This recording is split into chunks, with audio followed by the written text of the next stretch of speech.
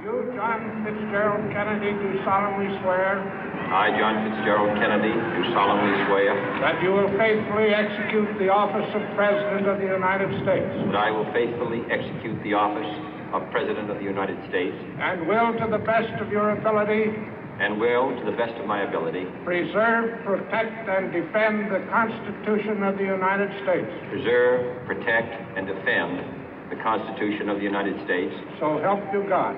So help me God.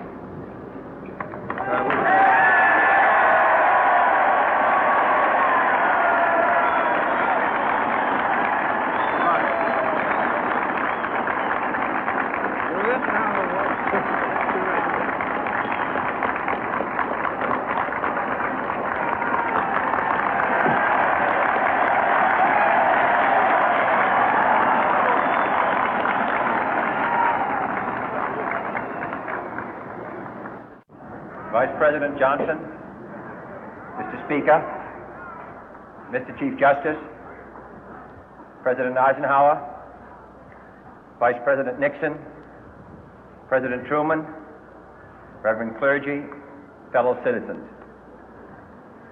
We observe today not a victory of party, but a celebration of freedom, symbolizing an end as well as a beginning, signifying renewal as well as change. For I have sworn before you and Almighty God the same solemn oath our forebears prescribed nearly a century and 3/4 ago. The world is very different now, for man holds in his mortal hands the power to abolish all forms of human poverty and all forms of human life. And yet the same revolutionary beliefs for which our forebears fought are still at issue around the globe. The belief that the rights of man come not from the generosity of the state, but from the hand of God. We dare not forget today that we are the heirs of that first revolution.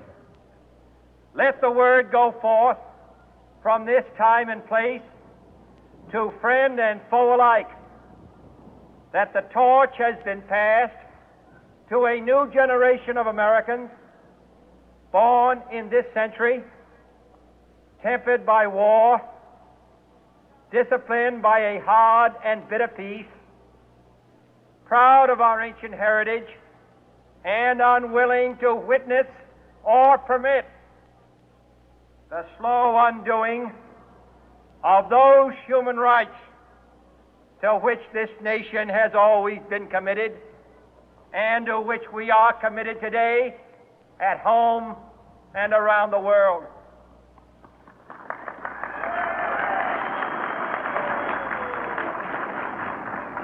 Let every nation know, whether it wishes us well or ill, that we shall pay any price, bear any burden, meet any hardship, support any friend, oppose any foe to assure the survival and the success of liberty.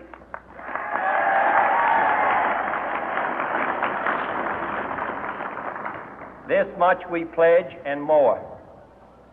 To those old allies whose cultural and spiritual origins we share, we pledge the loyalty of faithful friends.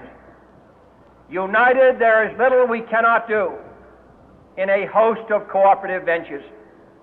Divided, there is little we can do, for we dare not meet a powerful challenge at odds and split asunder. To those new states whom we welcome to the ranks of the free, we pledge our word that one form of colonial control shall not have passed away, merely to be replaced by a far more iron tyranny.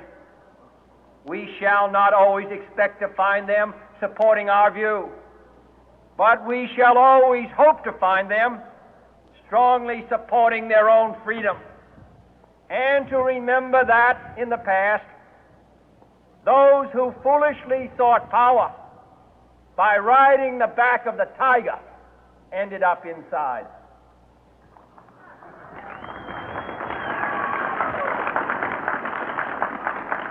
To those people in the huts and villages of half the globe struggling to break the bonds of mass misery, we pledge our best efforts to help them help themselves for whatever period is required, not because the communists may be doing it, not because we seek their votes, but because it is right. If a free society cannot help the many who are poor, it cannot save the few who are rich.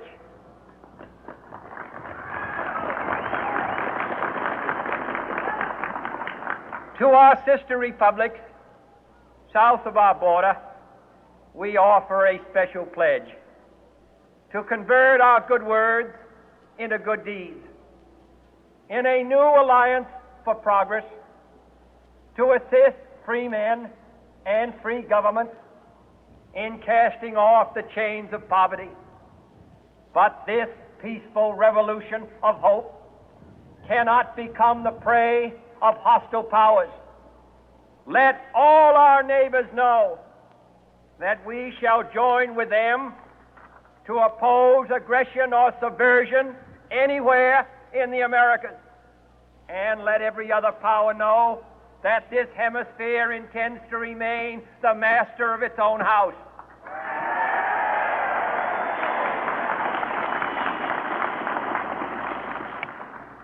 To that World Assembly of Sovereign States, the United Nations, our last best hope, in an age where the instruments of war have far outpaced the instruments of peace, we renew our pledge of support to prevent it from becoming merely a forum for invective, to strengthen its shield of the new and the weak, and to enlarge the area in which its writ may run. Finally, to those nations who would make themselves our adversary, we offer not a pledge, but a request that both sides begin anew the quest for peace. Before the dark powers of destruction, unleashed by science, engulf all humanity in planned or accidental self-destruction, we dare not tempt them with weakness, for only when our arms are sufficient beyond doubt can we be certain beyond doubt that they will never be employed.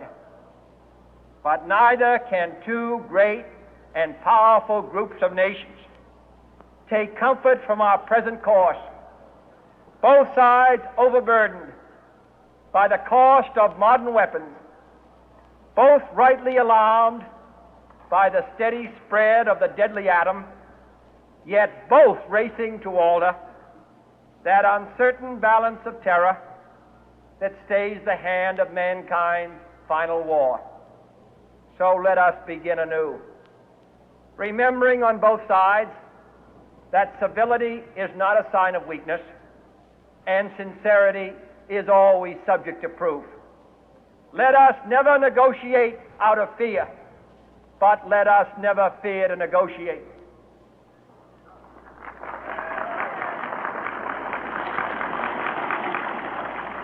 Let both sides explore what problems unite us, instead of belaboring those problems which divide us. Let both sides, for the first time, formulate serious and precise proposals for the inspection and control of arms, and bring the absolute power to destroy other nations under the absolute control of all nations.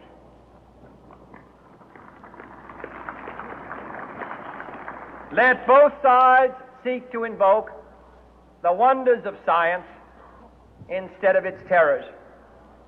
Together, let us explore the stars, conquer the deserts, eradicate disease, tap the ocean depth, and encourage the arts and commerce. Let both sides unite to heed in all corners of the earth the command